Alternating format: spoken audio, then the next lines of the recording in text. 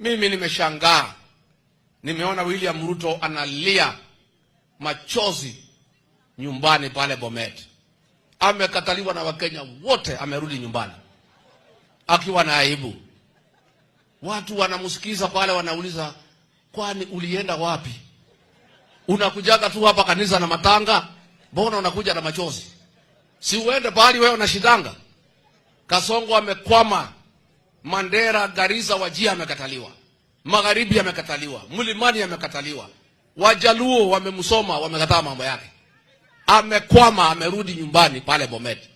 Alikuwa analia pale kama mtoto mdogo, anaongea kinyumbani kikalea, nalia. Sasa nitafanya nini? Nyinyi mnasema tuta hamuandikishi kura, mimi sasa natembea nikilia. Hawa Kipsigis wanamwangalia, wanamwambia, si urudi pale kwa Wajaluo, si urudi pale Mlimani, unashidaka ukipea watu pesa. Sasa ndio umejua sisi tuko na maana. Hao Wakalenjin wanalia kama Wakenya wengine. SHA haifanyi kazi kwa Wakalenjin, barabara hakuna, stima hakuna. William Ruto abandoned his people, the Kalenjin, when he abandoned the rest of Kenya. I want to plead with the people of Kenya not to blame the Kalenjin community for the mistakes of William Ruto. William Ruto akuwe judged as a person, na makosa yake isibebeshwe jamii ya Wakalenjin kwa sababu wameumia kama Wakenya wengine. Siko namna hiyo.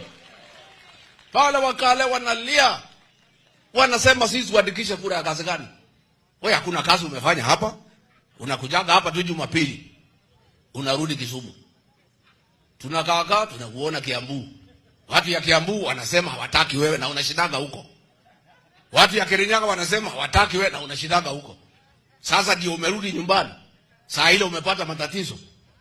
Sasa wakasema watamuombea. Wakasema sisi hii mtoto wetu lazima tumuombe abadilike.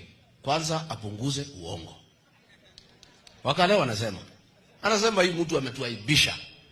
Tulimpatia kiti, tukashikana na majamii wengine, akawadhulumu, akawasaliti. Amepata shida huko pahali alichaguliwa. Ametuaibisha kama jamii.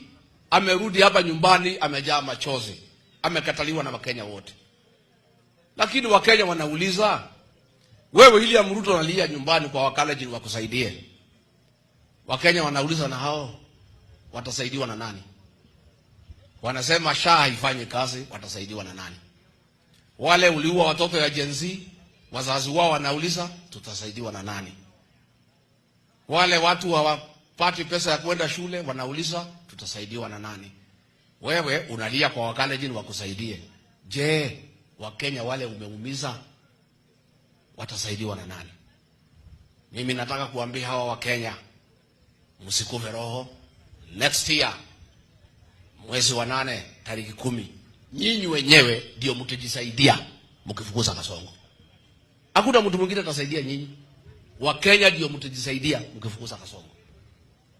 Nimeona huyu mzee anaitwa Atwoli.